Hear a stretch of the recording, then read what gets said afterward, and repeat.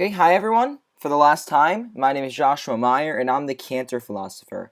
And this is my final submittable presentation for the Understanding Science class of 2012. My book is called The Emperor of All Maladies, A Biography of Cancer by Siddhartha Mukherjee. So now first, before we get into exactly the development of the ideas of cancer, let's start out by talking what exactly is cancer. Now according to the book, cancer was described as a set of rules. Cancer is of course the most feared disease and it's a killer. And the book actually gives a really nice quote that this seemingly simple mechanism, cell growth without barriers, can lie at the heart of this grotesque and multifaceted illness and is a testament to the unfathomable power of cell growth. But there's several rules governing cancer. So that's first of all, it has to be self-sufficient in growth signals so that cancer gets an autonomous drive to proliferate. It has to be insensitive to growth inhibitory or anti-growth signals, which means that it inactivates tumor suppressor genes, which we'll talk about later, and that normally inhibit growth. 3. Evasion of programmed cell death or apoptosis, which means that cancer cells suppress and inactivate genes and pathways that would normally allow it to die. 4. Limitless potential for replication, that cancer cells activate specific gene pathways that render them immortal even after generations of growth. 5. Sustained angiogenesis, which means that cancer cells acquire the capacity to draw out their own supply of blood and blood vessels. And then 6, last, tissue invasion and metastasis. Cancer cells acquire the capacity to migrate to other organs, invade other tissues, and colonize these organs, resulting in the spread of them throughout the body. So that's what cancer is. Cancer is governed by these 6 rules, and that's what makes something cancer. Now let's discuss about how we got to all that, the development of cancer ideas throughout history. I've developed a timeline here that shows how ideas were developed and refuted throughout history. So first, in ancient times, Hippocrates thought that there are 4 humors of the body that were modulated, that were in equilibrium, and those were blood, phlegm, yellow bile, and black bile. Now Galen of Pergamon thought that cancer was black bile. And what he was saying is that if you have too much of this black bile, it starts to spill out of where it is, and it moves to the rest of the body, and that's how cancer metastasizes. Of course, we know that's not true today, but very interestingly, this ancient theory has reverberated throughout history, and as we'll see throughout this presentation, black bile keeps coming back and back and back, because as this moves around, a lot of theories are still reminiscent of that, because cancer spreads. This theory was unchallenged for over 1,300 years, and later, according to some of the theories we talked about with like Popper and falsifiability, it was able to be falsified because obviously black bile doesn't exist within our bodies. A little bit later, or rather a long time later, in 1838, 2 scientists by the name of Matthias Schleiden and Theodor Schwann came up with the theory of omnicelluli cellula, and what they were saying is this is a term that means a cell makes a cell, and makes another cell, makes another cell, and what happens is you start with 1 cell, you get 2, you get 4, you get 8, etc., and you keep making more and more and more cells. And that's what cancer is. That's one of the theories that we brought up earlier on that list of 6 different characteristics of cancer. Cancer keeps growing and growing and growing, and it will not stop. It's omnicellula e cellula. Interestingly, as you can, we'll talk about this in a moment now, I just want to bring this up now. This is 1957, so it's a big jump.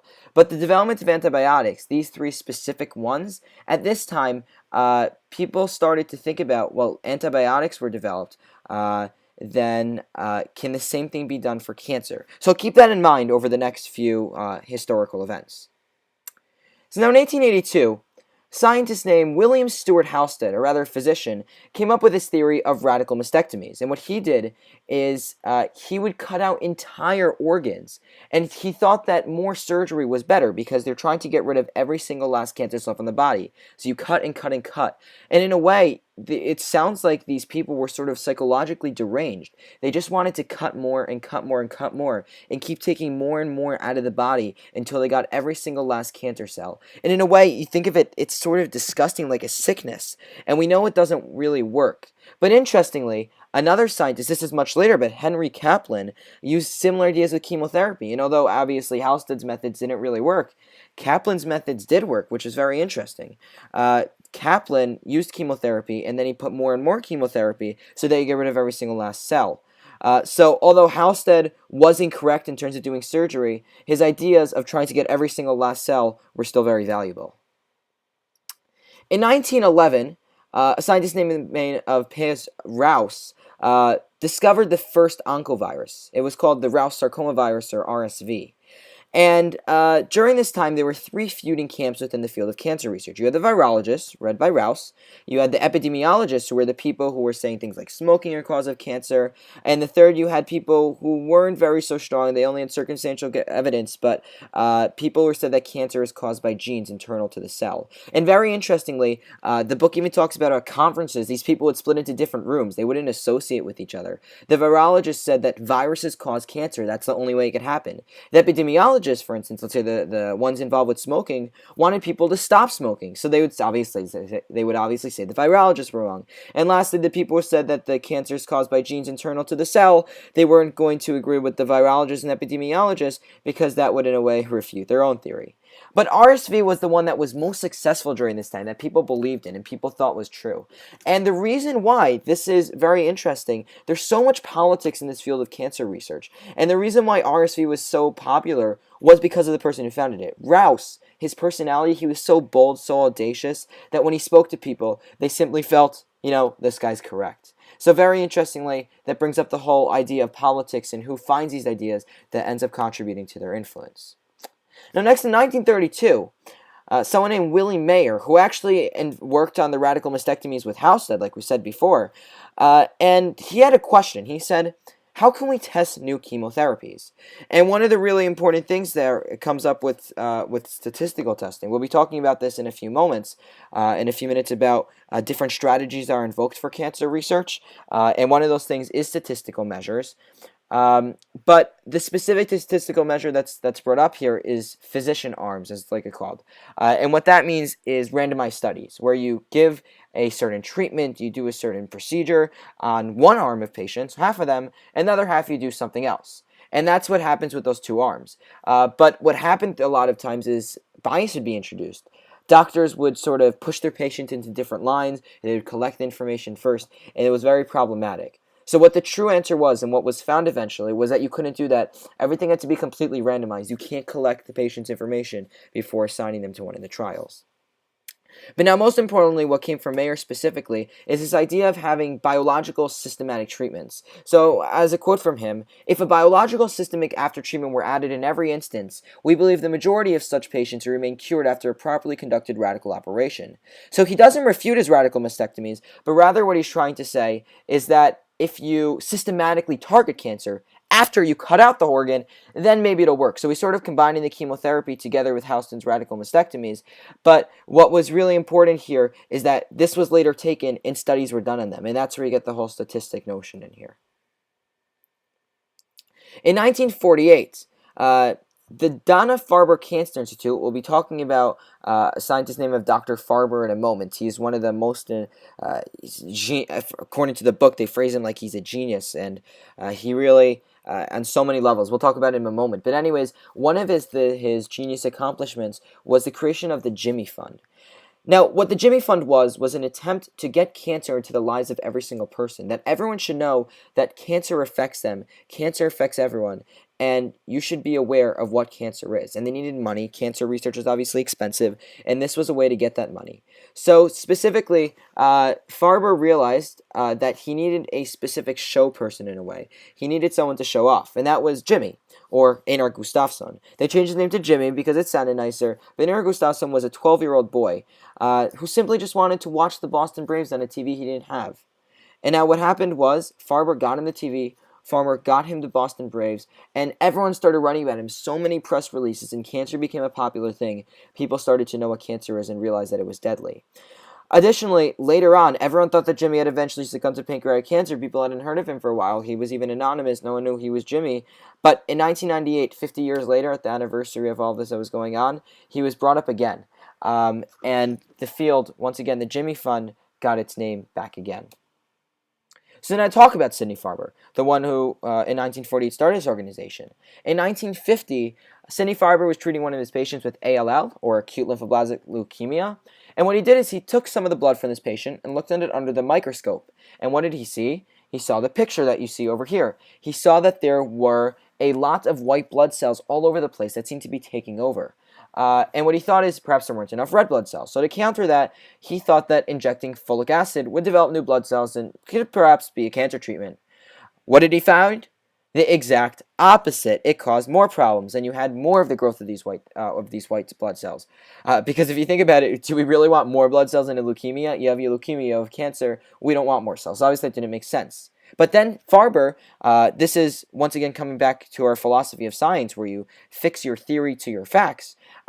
He then changed his theory to work with antifolates and to stop the development of new blood cells. So that was really interesting that he took something that he sort of switched it to the opposite side in order to get something that worked. And what happened was this is sort of a precursor to chemotherapy, and the antifolates worked. And Farber's actions led to a metamorphosis of cancer research from something that not many people knew about to something in the public spotlight. That's once again with the Jimmy Fund. And in a way, it's also a paradigm shift because before, people were very focused on it was the scientists and it was the surgeons. And the surgeons in, the surgeons and later chemotherapists, they wouldn't work together because the surgeons had the patients, the chemotherapists had theirs, and they didn't want to communicate with each other. There's this whole battle of prestige that always reverberates throughout the cancer research field. But in a way, Sidney Farber's work is a paradigm shift, showing that you're not just cutting things, you're not just trying to get rid of the cancer, but you can use chemicals to do it. And that suggests a paradigm shift that's going on here. There's many of them throughout the book and throughout the presentation so far, but I found that this was one of the very interesting ones because, or rather, one of the most important ones because it led to something we have today. So now to move on to strategies. What are interesting approaches to fighting the disease? So first of all, considerations. There's social considerations, pervasiveness, research, political. There's all these different things to consider. And once again, this comes back to the quote we had in the beginning of the presentation, that this seemingly simple mechanism can lie at the heart of a grotesque and multifaceted illness. And not only multifaceted illness in the sense that there's different types of cancers, but also that cancer affects our lives in different ways. And that cancer is a multifaceted illness that affects our multifaceted lives. And it has an unfathomable power of cell growth, but also an unfathomable power to enter our lives. So first of all, this was what we were talking about before, like with the Jimmy Fund, with cancer affecting everyone, and this was something that was becoming a big focus. But on one hand, this led to a dilemma. Do we want to focus on specifically cancer research and a war on cancer research, or should we focus on basic research? Basic research was often phrased as something that was very important because basic research allowed us to have general knowledge. And that general knowledge extends to many different fields and in the future can allow us to answer a large number of specific questions. As we have more and more general knowledge, some of that general knowledge will eventually be specific. However, on the other hand, what I think the book presents more convincing is that the war on cancer was in fact, the specificity there was very helpful. And this was even a quote from the book: without this grand embracing narrative, neither Mary Lasker, who ran the Jimmy Fund with Sidney Farber, nor Sidney Farber could have envisioned a systematic targeted war. So they needed to have this whole story going on and to have these attitudes that they were fighting cancer, to have a war on it in order to really have success. And Nixon even signed the cancer bill, the Cancer Act, and he put money into this, and it was showing at that point that the government, not that the government was caring about cancer, cancer all of a sudden was a big deal. And this this resulted in a new model with specific mandates, timelines, and goals to result in a frontal attack. No longer was it every scientist working on his own thing, but now scientists were working together under the government in order to have specific timelines, specific goals. Everyone is working towards something, and that was what was very important. And that was a very huge, important advancement because with the specificity and everyone working on what they're best at using your unique talents, theories of economics would say that that would be more successful. Statistical measures. We talked about this earlier, but this is another strategy used. So before assessing problems with cancer, a method's needed to measure the progress. So there's different problems, and we want to see whether our treatments make anything. And that's where we come up with this whole field of negative results and positive results. If you're interested, you can see the benchmark video that I made about it. But essentially, there was a novel statistical method of power that was utilized. And the National Surgical Adjuvant Breast and Bowel Project ran a large randomized trial. We talked about this before randomization, but just again, statistical measures are important. Power is about how many people were enrolled, and if you have a randomized trial, then power becomes even more important. So now something very important was to determine our goals. Right here, this is from my book that says, saving the individual patient is not the central mission, but rather enormous methods, although enormous efforts were made to do so, what the interest is of the field. to target the field in general and to get a cure for cancer. That's the goal. That's in contrast to my peer review partner, Justin Kim, who read a book about genetics, and this is specifically from his book, where James Watson says that he was more focused about himself. And with that old book about personal genomics, that's once again that shows off paradigms. And you have a paradigm of cancer research, and you have a paradigm of personal genomics. Personal genomics is obviously personal, like the title suggests, while cancer research is more towards cancer as a bigger problem. And as you can see here in the beginning, it even was a little bit more specific, because when you're just having your surgeon cutting out half your body, that's specific to your body. But when you start to have chemotherapy and drugs and all of that, then cancer becomes a bigger deal. Now, lastly, I want to talk about scientific mechanisms. First of all, a method of choking off cancer. Prostate cancer was found to be starved to near death by choking off testosterone, and that led to a question whether or not we can apply testosterone to other things, such as, for example, estrogen. And now that means, thinking back to Meier tamoxifen trial, which I talked about within one of my benchmark videos, her trial was initially designed to treat women with advanced cancer. But now coming back to Halsted's theories once again, Halsted theories were about cutting out entire bodies, and then he started to do that even if it was a very small case. And Meier said, you know what, maybe that could work. And she found that tamoxifen did work early on very, very well. And that was what about treating lower grade cases? Treating them was a very good idea. And she was inspired by Halsted. And right here is just a brief diagram of how this actually works. You can pause the video and look at it if you're interested. But essentially, tamoxifen works with modulating the estrogen getting into the cell. Now lastly, targeting specifics. There's two different types of approaches that can be taken here. Either bottom up, which means solving the basic biological riddles of each type of cancer, or top down, maximizing the cytotoxic chemotherapy and discovering the cellular poisons empirically. So top down is every cancer to itself, while bottom up is every single cancer by itself, while top-down is getting a general approach. What the book suggests is that you sort of need both. You do need top-down in order to have a general approach going on, but bottom-up is what you really need to get a cure. You need to have a prostate cancer cure. You need to have a breast cancer cure. If you try and get a cure for all of them, that's going to lead to problems. And that's where we close our presentation right here with new thoughts on cancer. Let's abandon the failed notion of one cause, one cure that originally plagued cancer research. Everyone was they were fueled on the war of cancer for trying to find one cause, one cure, but it didn't work. Instead, we have to know our enemy, and we have a different enemy in every case. We need like bringing back that personal genomics case, we sort of need to have the personal cases and treating the patients personally, while at the same time contributing to a field as a whole. So we want to target the individual patient in the context of a larger field. In order to do that, we have to target every single cancer differently, while having general governmental programs that target the entire program. So essentially, the science is done for each cancer, and the politics is done is on the opposite, which affects everything. And now hopefully with that, together, by studying this, we'll be able to make the world a better place with our newfound knowledge of cancer research. Thank you for watching, and I hope you enjoyed the presentation.